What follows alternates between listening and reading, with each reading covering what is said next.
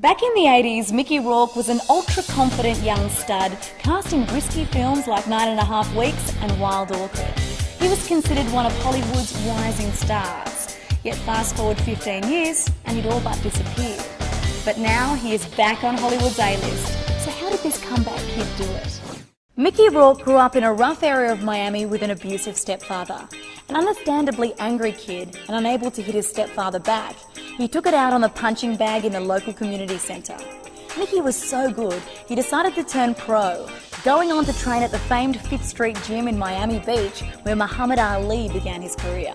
But after a couple of serious concussions, his doctors advised him to take a break from the ring, and so he turned to acting. Moving to New York, he studied acting and starred in off-Broadway shows, making his big screen debut in Steven Spielberg's 1941. He then caught the eyes of audiences and Hollywood bigwigs with his scene-stealing performance as an arsonist in Body Heat. Throughout the 80s, he continued to impress as a vulnerable smooth talker in Diner, and again as a revered motorcycle gang leader in Francis Ford Coppola's Rumblefish. His performance was so good, the likes of fellow upcoming actors Sean Penn and Nicolas Cage used to go to set just to see him work. By the time the steamy erotic thriller 9.5 Weeks came out, it seemed everybody knew Micky Rourk. Now considered a sex symbol, he began to resent the attention paid to his looks. While much of the talk surrounding the film focused on the raunchy sex scenes, for Micky it was more about obsession. The thing that makes the 9.5 Week thing, the first one, it's not so much the sex. It's the, like I said, it's the obsession. It's the mental torture. It's the mental thing. It has nothing to do with, like, you know, slamming. Yet just as his career was starting to soar, behind the scenes, Micky was gaining a reputation as difficult and a nightmare to work with. He fought with producers, was late on set, and wouldn't even bother to learn his lines. Acting came so easily to him, he didn't take it seriously, nor did he respect it. After I did 9.5 Weeks, and I had this certain image, I was very naive. I thought, you know, my talent was enough. I didn't realize that I had to play the political game, and I didn't realize I had to make an attempt at making commercial movies. So what I really did is I was angry that it wasn't about ability, and I guess I self-destructed for about several years and just stayed on my motorcycle. When Micky got the chance to share the screen with Robert De Niro in 1987's Angel Heart, he psyched himself up, training like a contender, getting ready to enter the ring for the fight of his life. He was electric in the role as a washed-up private detective. And while he rose to the challenge of acting with De Niro, when presented with no challenge, Micky would return to acting up. I was a bit mad 9 years ago. I mean, I was a little out there. You understand what I'm saying? I wanted to do more. I wanted to do something more bizarre with it. I wanted it to be a little strange, you know. It was too straight for me, I thought. But when I haven't watched the movie in 8 years. I saw the movie last week for the first time in 8 years, and I realized that I was wrong, that they were right, that I said a lot of stupid things that I shouldn't have said. Director of 9.5 Weeks, Adrian Lyne, believes that if Micky had died after Angel Heart, he would have been remembered as a James Dean or Marlon Brando. For Micky, the best part of acting was the competition, and on set his combative nature and short fuse were starting to affect his career. Directors didn't want to work with him, and studios felt he was too much of a risk. Micky's career and personal life were on the skids.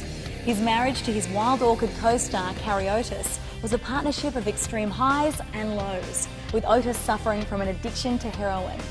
Micky was living the high life, spending all his money on an expensive lifestyle and a ridiculous entourage. Soon he was broke and without any career prospects on the horizon.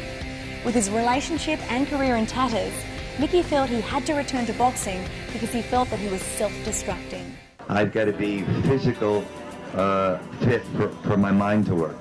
And I realized that, and that's why I went back to the boxing after not doing it for 15 years. Whether or not he made the subconscious choice to destroy the looks that made him so famous, or just needed the opportunity to punch it out, Micky won 8 championship fights over the next 5 years. He was 3 fights away from the championship title fight when he failed his neurological test. And rather than risk permanent brain damage, Micky gave in. He found himself back at the bottom. After paying medical expenses to repair the boxing damage to his face, which was described as appallingly disfigured, his house was repossessed and he was forced to sell off his prized motorcycle collection. Desperate, he was given around $200 a week by a friend just so he could afford food. Micky was at rock bottom. He couldn't even get a construction job on the outskirts of town where no one knew him. By then, a younger generation of filmmakers were on the scene, which included Sean Penn, Robert Rodriguez and Steve Buscemi, and they were willing to give Micky another chance. He still had lots of friends and admirers in town, and friend Francis Ford Coppola cast him in 1997's The Rainmaker. He was on screen for 15 minutes in Buscemi's Animal Factory, and he had a brief, heartbreaking cameo in The Pledge. Micky admitted that the fight scenes he was now acting in were nothing compared to the fear he used to experience before a real fight. For me, you know, to do a fight scene in the movies now is like a walk in the park. You know, it's fun because, you know, there are many nights of, over in Europe and in the Midwest where I fought, when, you know, I'd be sitting in the dressing room for these real fights that I'm doing. The door would open up and you'd hear the roar of the crowd from the fight that was going on, and your stomach turns over because you know it's like you're going on the next fight or 2 or 3 fights later, and it's like there's nothing as scary as being in that dressing room, and I'm glad to be out of it now. You know, so this is fun. A minor role in Man on Fire followed, and by the time Robert Rodriguez cast him in Sin City, Micky Rourke was on his way back to the top. Micky was impressed to be working with Robert Rodriguez again. The adjustments he gave me as an actor, the things that he said to me, I thought, wow, this guy, he not only makes these kind of far out movies, he really knows like what to say to an actor. And also since he writes, you know, lots of times you get material and you got some writer coming on the set and he leaves for, you know, 2 weeks, comes back and it's as bad or worse than when you asked him to change it. Robert, very sharp cat, he would take his lunchtime, you know, 45 minutes or whatever, write 4 pages of dialogue and it would be smoking. And I went, wow, this guy is sharp. So he didn't have to really tell me much about anything. I was looking forward to working with him again. Then in 2008 came The Wrestler. Director Darren Aronofsky risked everything casting Micky in the role. He found it difficult to get finance for the film from studios who were not convinced Micky was the man for the job, and at one point Aronofsky was pressured into confirming Nicolas Cage for the role. He didn't give up on Micky, however, instead figuring out how to make the film on a smaller budget but with Micky as the lead. He sat Micky down and told him that if he was to do this, he would do it with no attitude and with grace. Micky agreed. I was out of the game for so many years. It's something I really appreciate is the second chance to work again, and that was all about having people trust me again after, you know, raising hell for 15 years and doing everything the wrong way. And, you know, I think after about 10 years, I didn't think it was going to happen again, and I just kept trying to change and work hard and not, you know, slip back into my old ways. And so I appreciate it a lot because it's a profession where, you know, if you work hard enough and many years go by, you can get a second chance. Aronofsky has since revealed he was so committed to casting Micky because he knew what it felt like to fall from a great height, exactly like the character he would play, aging wrestler Randy the Ram Robinson. Completely committed, Micky suffered for his art. It was a physically and emotionally brutal shoot. I was looking forward to the day that it would end, much more than I was looking forward to the day that it began. And although grateful for the role, Micky had to find a different way of working than he'd been used to.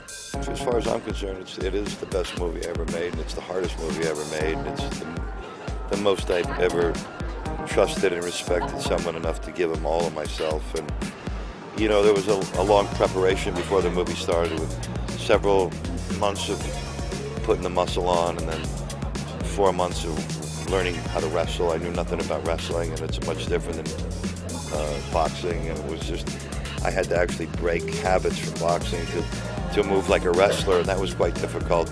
Micky wowed critics and audiences with his touching performance. People could not believe the man they were watching was the same smooth-talking, ego-driven young actor from the 80s. He was awarded with the Best Actor Golden Globe and BAFTA. Nominated, he narrowly missed out on the Oscar as well. Since he has put in memorable performances in The Informers, Iron Man 2 and The Expendables. Micky Rourk has had a remarkable career of extremes, soaring highs and crushing lows, and his never say die attitude has seen him fight his way back to the top and prove that he is still one of Hollywood's greatest stars. Stay tuned to Star Treks for all of the movies you know and the actors you love. Broadcast in glorious high definition with 5.1 surround sound where available. For more of the best in entertainment news, check out your Movie Network channels. It's all together better.